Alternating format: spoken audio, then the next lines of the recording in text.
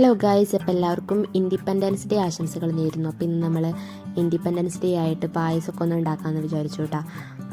അപ്പോൾ ഗോതമ്പ് നുറുക്ക് പായസമാണ് ഉണ്ടാക്കുന്നത് നമ്മൾ.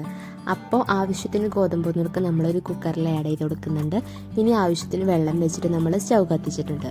ഇനി നമ്മൾ അതിലേക്കുള്ള ശർക്കര ആഡ് ചെയ്ത് കൊടുക്കുന്നുണ്ട്. എന്നിട്ട് അതിൽ 1 കപ്പ് വെള്ളം ഒഴിച്ചിട്ട് അത് തിളപ്പിക്കാൻ വെച്ചിട്ടുണ്ട് കേട്ടോ.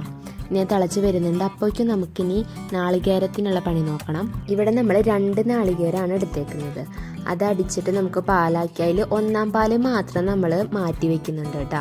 ബാക്കി പാലും പിന്നെ നമ്മൾ കുക്കറിൽ അടിച്ച് വെച്ചേക്കുന്ന ഗോതമ്പ് നുറുക്കൊന്ന് വേവിച്ചതും ആഡ് ചെയ്ത് കൊടുക്കുന്നുണ്ട്. എന്നിട്ട് അതൊന്ന് നന്നായി തിളച്ച് വരുമ്പോൾ നമ്മൾ നേരത്തെ ഒരുക്കാൻ വെച്ച ശർക്കര ഉണ്ടായിരുന്നല്ലോ, അതൊന്ന് ആഡ് ചെയ്ത് കൊടുക്കുന്നുണ്ട് കേട്ടോ, ശർക്കരയും കൂടി. അപ്പോൾ അതിൽ കുറച്ച് ക്ലിപ്പ് നമ്മൾ ആഡ് ചെയ്തിട്ടില്ല ഇതിൽ. ഇനി നമുക്ക് നല്ലപോലെ ഒന്ന് മിക്സാക്കി കൊടുക്കുന്നുണ്ട് കേട്ടോ. ആ ശർക്കരയും പിന്നെ പാലൊക്കെ ഒഴിച്ചിട്ടുണ്ട്. 1-ാം പാല് പ്രത്യേകമായിട്ട് മാറ്റി വെക്കണം കേട്ടോ. ഇനി അത് ഒന്ന് തിളച്ചിട്ടൊക്കെ വന്നിട്ടുണ്ട്. അപ്പോൾ ഒരു നുള്ളു ഉപ്പ് ആഡ് ചെയ്ത് കൊടുക്കുന്നത് കേട്ടോ. നമ്മുടെ മധുരം ബാലൻസ് ചെയ്യാൻ വേണ്ടിയിട്ടാണ് നമ്മളിങ്ങനെ ഉപ്പ് ആഡ് ചെയ്ത് കൊടുക്കുന്നത്. അതിന് ശേഷം എന്നിട്ട് നല്ലപോലെ മിക്സാക്കി കൊടുക്കാം. അപ്പോൾ എല്ലാവരും ഇൻഡിപെൻഡൻസ് ഡേ ആയിട്ട് എന്തെങ്കിലുമൊക്കെ പായസം അങ്ങനത്തെ ഓരോന്നൊക്കെ ഉണ്ടാക്കിയിട്ടുണ്ടെന്ന് വിചാരിക്കുന്നു. അപ്പോൾ ഒന്ന് ജസ്റ്റ് കമൻറ്റ് ചെയ്യാട്ടോ നിങ്ങൾ എന്താ ഉണ്ടാക്കിയെന്നുള്ളത്. ഇനി അപ്പോൾ നമ്മുടെ പായസമൊക്കെ ഏതാണ്ട് തിളച്ച് വന്നിട്ടുണ്ട് കേട്ടോ. ഇനി ഇതിലേക്കുള്ള അണ്ടിപ്പരിപ്പും മുന്തിരിയൊക്കെ വറുത്തിട്ട് അതിന് നമ്മളൊരു പാൻ വെച്ചിട്ടുണ്ട്. അതിലേക്ക് വെളിച്ചെണ്ണ ആഡ് ചെയ്ത് കൊടുക്കാം. നിങ്ങൾക്ക് നെയ്യ് വേണമെങ്കിൽ നെയ്യ് ആഡ് ചെയ്ത് കൊടുക്കാം.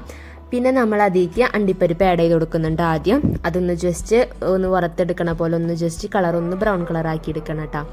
അപ്പോഴേക്കും പിന്നെ നമ്മൾ ആഡ് ചെയ്ത് കൊടുക്കുന്നത് മുന്തിരിയാണ്. നമ്മൾ കുറച്ച് ഉണ്ടാക്കുന്നുള്ളൂ കേട്ടോ ആകെ. അപ്പോൾ നമ്മൾ കുറച്ച് അണ്ടിപ്പരിപ്പും മുന്തിരി മാത്രമേ എടുത്തിട്ടുള്ളൂ.